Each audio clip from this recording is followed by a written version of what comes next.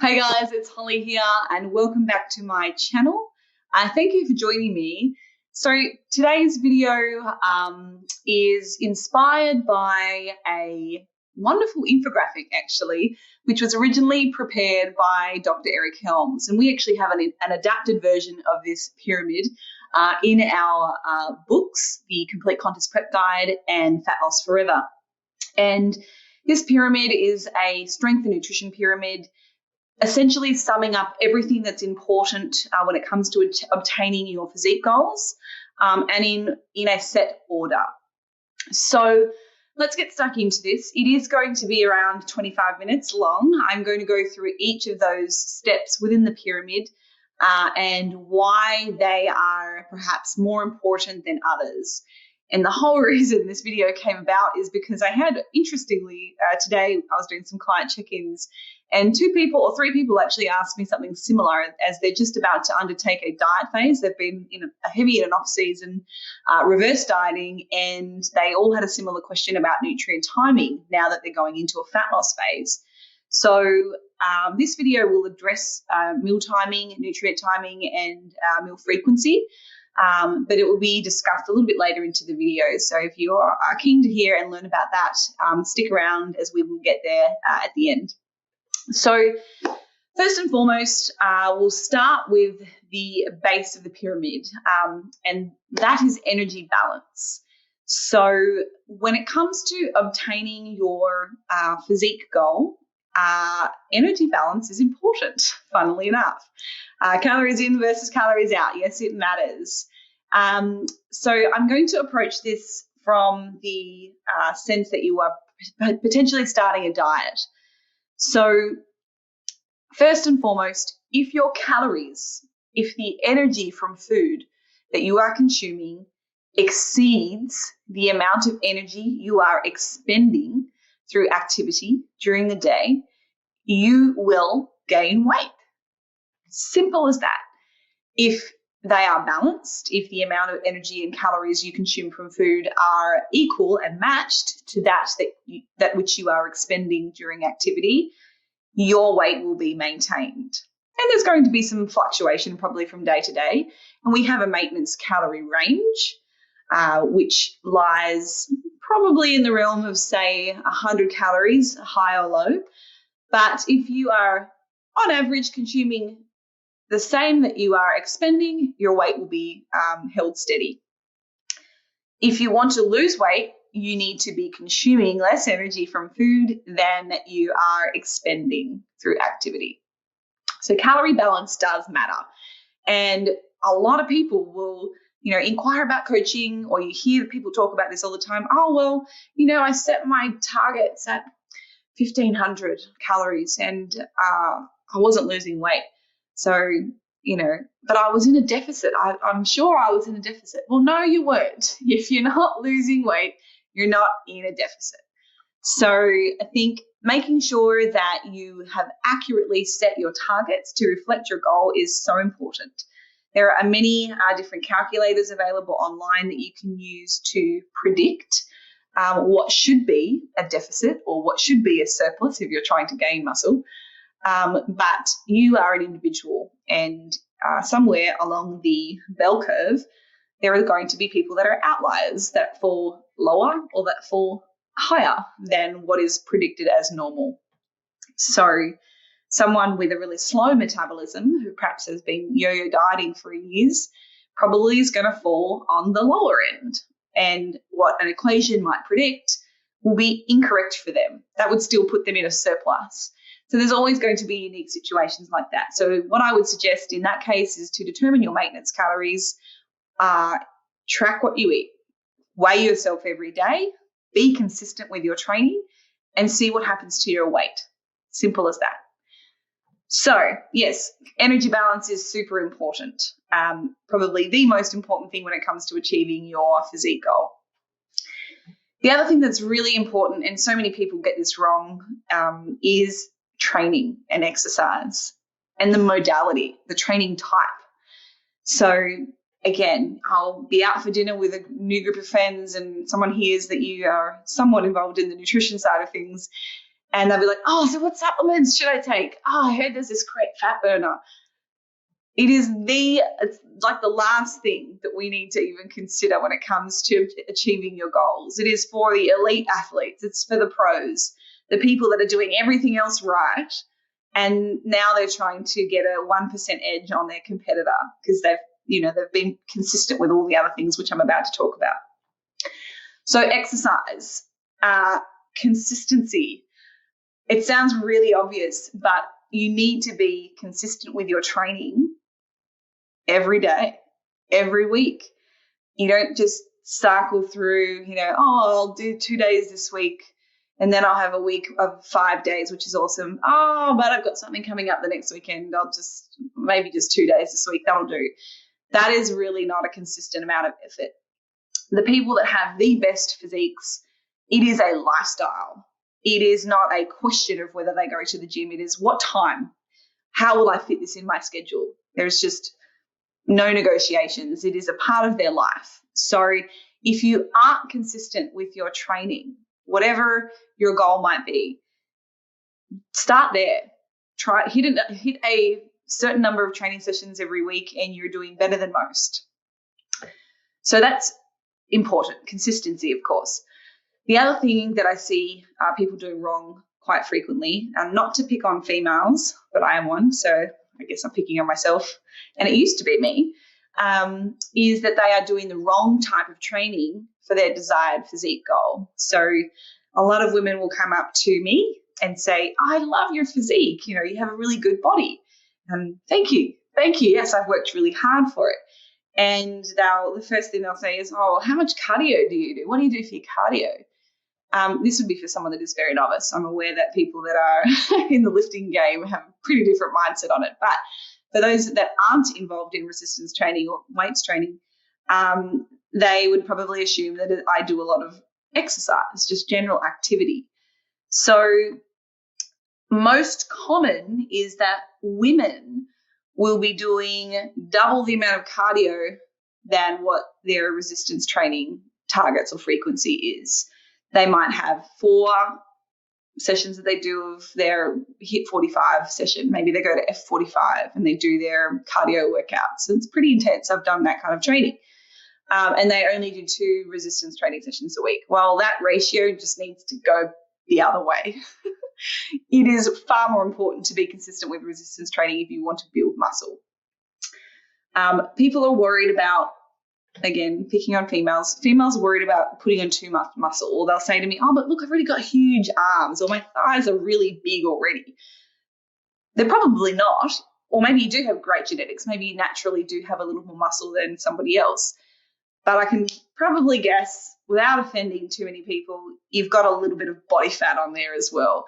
So if you have naturally a good amount of muscle and you put some fat on top of it, it's going to look bigger than someone who has smaller muscles, slap some fat on top of it. So what we're really meaning to do is to actually get rid of that fat to reveal a really, really great body structure and musculature. So when we exercise in the form of cardio, yes, we're expending calories, we're burning energy, but it's not going to be the type of activity that will trigger MPS signaling or muscle protein synthesis. We're not going to build muscle if we go out for a run. We're not going to be building a significant amount of muscle if we're doing like a body combat class or a Les Mills spin class. Definitely not. It kills my soul when I go to a spin class and they're like, oh, we're building muscle. I'm like, no, we're probably not. We're cardio. We're doing endurance right now. I'm getting fit and I'm burning energy or burning calories. So whilst it will burn a lot of energy, which is necessary, again, if we are trying to lose weight, you need to expend more than you are consuming. It's not building muscle. So the benefit of doing resistance training is that, yes, you're moving, you're expending energy, and especially if you're doing like a lower body session or a big compound training session, you're going to be spending a lot of calories. And you also have the added benefit of the fact that you're now building muscle as well. So it has dual benefits in that respect. So making sure that your training is consistent and you're doing the right type of training is really, really important. in this hierarchy. And I'm getting to the point that I want to talk about with meal timing, I promise. So now that we've covered the foundations of this pyramid, the nutrition and strength pyramid, the next most important thing that I want to talk about is your macronutrients and the ratio of protein, carbohydrates, and fats. So protein is the first macronutrient that I want to talk about because it's probably the most important in the sense of building muscle. We know that. So the protein range that I recommend using is somewhere between 2.2 and 2.9 grams of protein per kilogram of lean body mass. That is not your total weight. That is the lean tissue, the non-fat tissue. So you might be wondering how to assess that. There are a number of ways that you can measure your fat mass and your lean mass or fat-free mass. Those that I recommend are honestly just the skin caliper testing, so the pinch testing. Someone that's done it a lot and is good with it and has been trained to do it correctly. Ultrasound is another one. And then some less accurate methods would be a DEXA scan, maybe an in-body scan or a bod pod. But the reason I don't like those is because they are only a two-compartment model. What do I mean by that? They just assess fat mass and fat-free mass. The fat mass, they might get that right. However, when it comes to fat-free mass, that is not just your skeletal muscle mass. It's not just your guns. That encompasses things like your organs. Our organs are a type of muscle, but it's not skeletal muscle. It also encompasses our epithelial, our skin. It encompasses our hair, our nails, and bone, as well as water. Now, water and our hydration status are really important for these tests because they're going to register as skeletal muscle mass or fat-free mass. So the problem that we often run into is people doing these tests in conditions which are not the same as their last test. So my recommendation, if you're going to use a bod pod, an in-body, or a DEXA, is to make sure that you replicate the conditions of testing. The best scenario would be to go in on a Monday morning after a day of rest. Why do we want to rest? Because we know that if you do a difficult workout, there is going to be some inflammatory response taking place in those muscles. And with inflammation, we draw fluid. Fluid will register as lean or fat-free mass, which might give you a false high reading. So always after a day of rest, first thing in the morning, fasted, no fluid, untrained. Those would be the conditions that I would say are best if you are going to use one of those two-compartment model type testing protocols. Otherwise, you risk inconsistent findings. You're going to have, if you went in at the end of a day, after you've trained, after you've eaten, after you've had a bunch of fluid, which is going to all affect your hydration status and your weight, you will probably have a very different finding than what you would have had if you'd done it in the morning in a fasted, no fluid state. So be consistent with measuring your fat mass and your fat-free mass if you're going to use those measures. So back to protein. Sorry, deviated there, but I think that's important because a lot of people don't know how to assess their fat mass and their lean body mass. And those measures are all widely available. Just speak to your local doctor, perhaps somebody from your gym who can help you in the direction of finding one of those body compositional testing sites. So 2.2, 2.9 grams of protein per kilogram of fat-free mass, okay, or lean mass, is the recommended range for optimal muscle protein synthesis so that you are getting enough to fuel your muscle to grow. The remaining calories that you consume from carbohydrates and fats actually makes very little difference, provided your overall calorie target is set correctly. So that is why we hear so many success stories from so many different diets. But you want to know what? The one thing that they have in common is that the calories were correct for their goal. Energy balance matters. They, in some way, if it was weight loss, modified their calories. It's as simple as that. And they were probably following something, hopefully, that was high in protein to help maintain their body mass or their lean body mass. But that balance of carbs and fats makes very little difference. Research has proven this time and time again. So if you are somebody that enjoys really high fat foods, rich foods, things like butter, things like avocado, creamy dishes, full fat dairy products, fattier cuts of meat, then you probably are someone that's going to suit a ketogenic diet. But that requires no carbohydrates. So there's going to be so many different variations and preferences. So work out what foods you like and then try to work within the calories that you have available. Somebody might really, really like sweets. So a ketogenic diet probably isn't going to be the best choice for them, because that means that there's no carbs, no fruits, nothing sweet, no breads, no cereals, no grains. So the most successful diet is the diet that you can stick to and sustain long term. So give that some consideration when you are planning your next dieting approach. Make sure that it goes with your preferences. I'm somebody that really likes to have a balance of both, and I set my carbohydrate targets and my fat targets accordingly. But some days I might go higher in carbs. That means I'll probably have to go a little bit lower in fats, as long as that balance is within my requirements. Does that make sense? So that leads me to my next point. And the next most important consideration in that pyramid of nutrition and strength is micronutrients. You may have heard me speak about flexible dieting. It's spoken about a lot these days. It's been around for about 15 years now, but it's certainly become more popular maybe in the last 5 to 10 years as more and more people learn about it and realize how great it is. So flexible dieting is exactly as it sounds. You can be flexible with your diet.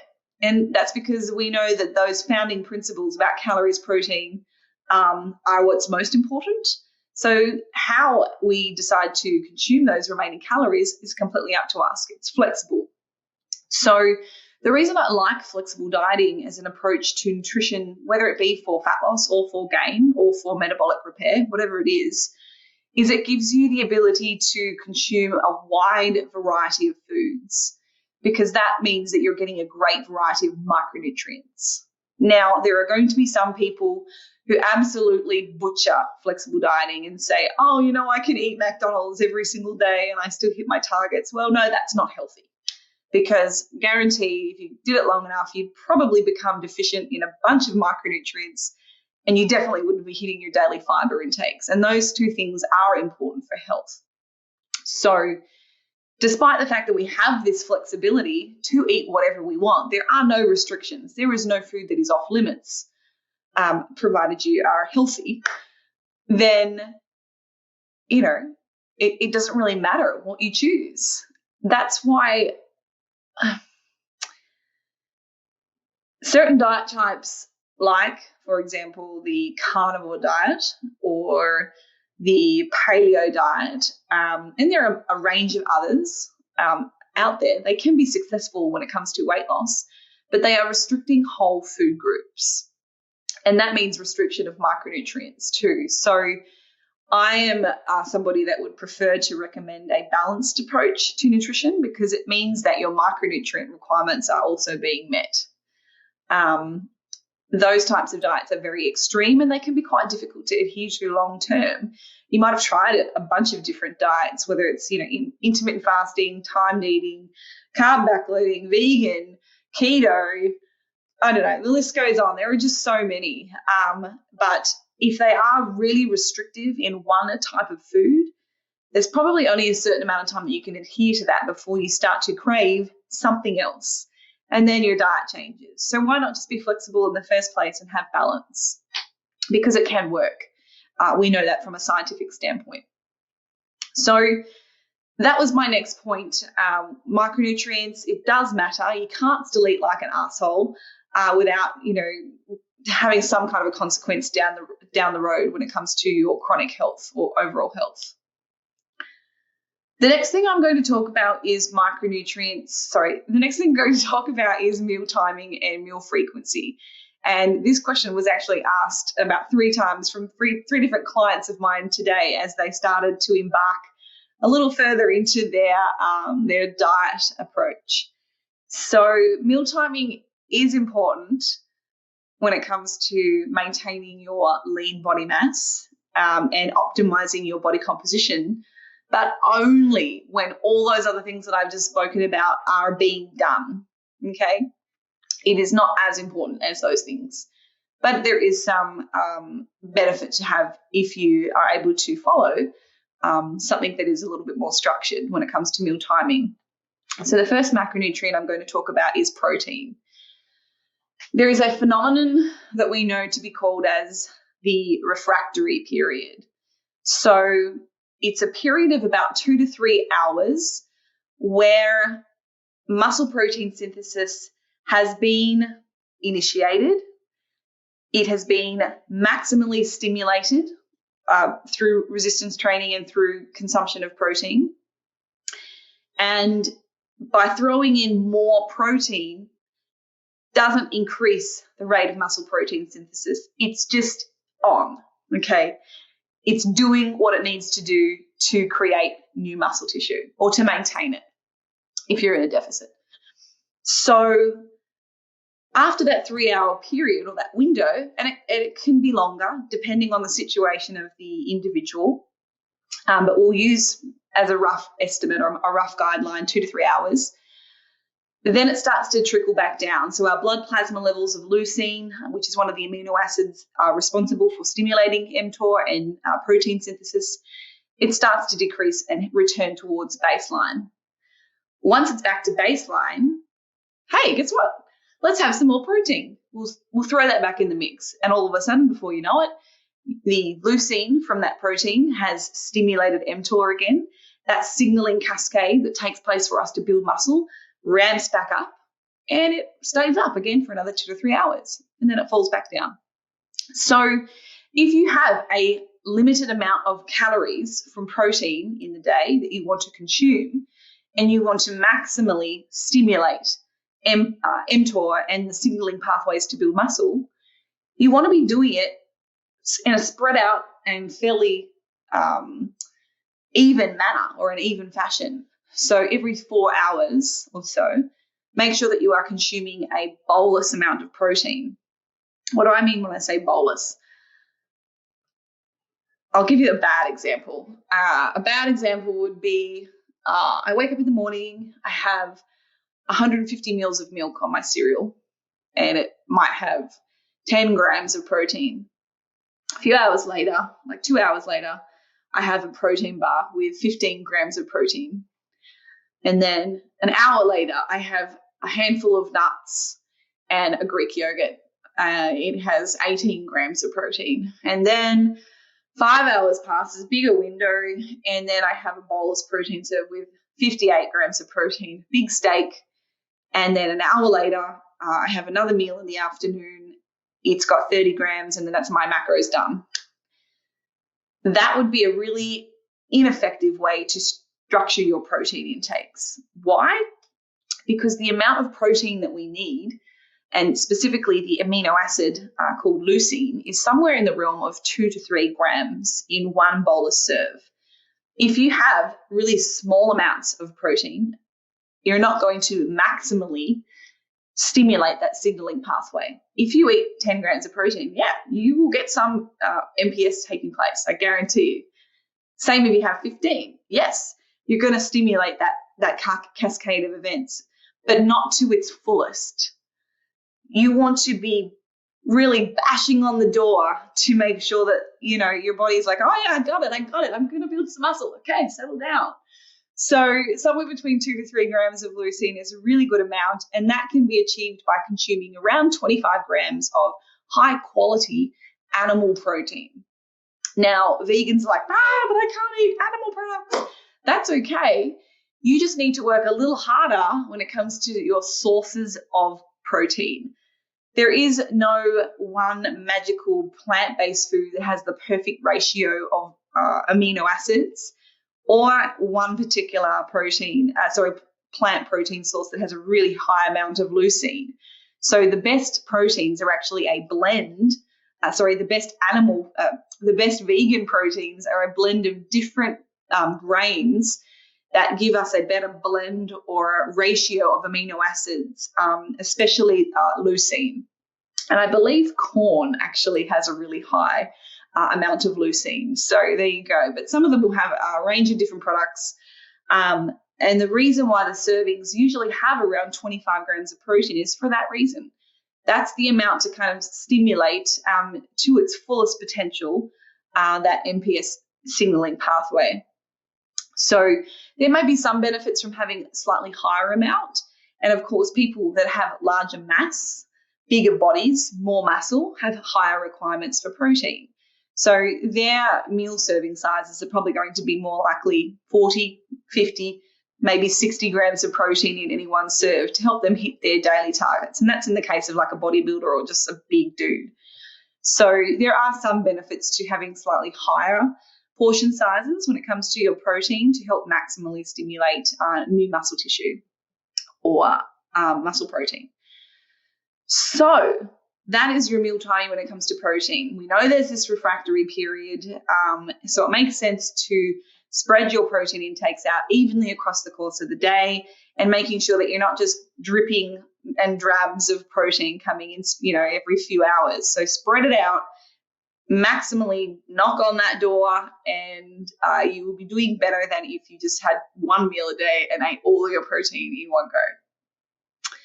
So the other question people ask is, should I be timing my carbohydrates around training? There's research that actually suggests that it is not important for eliciting a greater result when it comes to resistance training. However, there are some circumstances where it may. So looking across the plethora of data that assesses carbohydrate consumption in a resistance training bout, performance was not actually better when people consumed a source of carb. It was actually about the same. The same amount of volume was achieved, which basically means reps, sets, weight. Okay, so the same volume was still able to be achieved with or without that carbohydrate source. So here's what I will say. Some individuals really like to have carbs in their system when they work out. They feel better, that they get an improvement from their training sessions. Other people, that is me, I couldn't care less whether I have carbs with my when I'm training. I actually find that it detracts from my performance because I don't like having food in my gut when I train. And so everybody's different. So in that situation, I tend to defer back to the individual and their needs. How do they feel when they train? There's no harm. There's no research to suggest that it is harmful to have carbohydrates when we work out. So do what suits you. The one consideration I have is when somebody is in the depths of a diet and they're very, very calorie restricted and they're very, very lean. Now, for someone like that who does not have a plethora of carbohydrate available in the form of glycogen because they're getting very lean and their carb intakes are low, for somebody like that, carbohydrates probably will facilitate a better training session because they don't have a backlog of stored glycogen for the training session.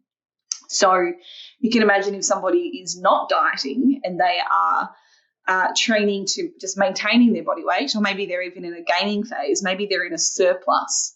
Well, if that's the case, there's going to be carbs available during that session. They might not be immediately available in the bloodstream, but they're there very quickly and very available. You can just tap into your muscle glycogen stores or your liver glycogen, as well as your circulating glucose for that energy because it's there. But for someone that's very calorie restricted and dieting and very lean, it's less available. So I think that in those circumstances, carbohydrates will probably be a benefit to training. So finally, we've looked at meal frequency and meal timing. We have supplements. And that's it. It's See how long I spent on supplements? There are quite a few that have some very convincing findings. My favorites, of course, are creatine monohydrate. That is the best form and the probably most well-researched of all of the supplements when it comes to performance benefits. So if you're not taking creatine, that is a great one. Beta-alanine, also very well studied across the literature and has performance benefits. What else do I take? I know there's plenty and I just can't think of them right now because they're really not that important in the big scheme of things. Multivitamin, take multivitamin, krill oil or fish oil, certainly health benefits to those. The DHA and EPA are not types of fats or dietary fats that we can synthesize within our body. It is required exogenously, so from our food source. So if you are not somebody that eats fish very frequently, then probably invest in a krill oil. Seems to have greater bioavailability across the blood-brain barrier compared to just a standard omega-3. So they would be some supplements that I would recommend. Interesting research in fugaxanthin that is been shown in 2 studies to facilitate fat loss. It's a brown seaweed extract. So I take that. There's no data to suggest that it is harmful, but there have been some studies that also counter that say that there is no benefit at all. So I'm willing to bet my dollar on that. I can afford to waste some money on it, then why not? But it's not doing me any harm. So creatine monohydrate, beta-alanine, and caffeine. Of course, caffeine, how could I forget? Certainly shown to decrease perceived rate of exertion and improve performance. So that's another one. 2 to 3 milligrams per kilogram of body weight seems to be the recommended dose for effect. So if you have been having caffeine, keep taking it. If you're not, it'll probably help with your training. So that's all I have time for today, guys. I really just wanted to cover the bulk of that nutrition and strength pyramid for you to put things in perspective about what really is important when it comes to our, physique goals and how to get there. If this has been helpful, let me know. If you've got questions, please ask. Drop me a comment below. And if you would like further information about nutrition or training, and you would like to get upskilled or educated, please feel free to check out our ebooks, our educational ebooks. They also are available in a hardcover. You can find those in the links and the descriptions below. You can click those and it'll take you straight to our books. One is the Complete Contest Prep Guide. It's an excellent book or resource for coaches and for those who just want to learn the process of dieting and how to do so successfully in a safe and effective manner. And Fat Loss Forever. That is another book that talks about, again, all of those processes to get into shape, but most importantly, how to maintain that weight loss after the diet. Really looks at the behavioral characteristics and what makes somebody successful at dieting long term. So that's another really great educational book that really gives you everything. Finally, if you're looking for some nutrition and meal recipe ideas, we also have a couple of books that are macro friendly. There's also some education in these books. One is called the Complete Contest Prep Recipe Guide, and I also have another book called If It Fits Your Macros. So if you are lacking the Shazam in the kitchen and would like some more ideas about how to make food more enjoyable but on lower calories, both of my books have a great amount of information and tips to kind of really still enjoy food whilst dieting. That's enough talking from me. Thank you for watching, and I hope that this has been of benefit to you.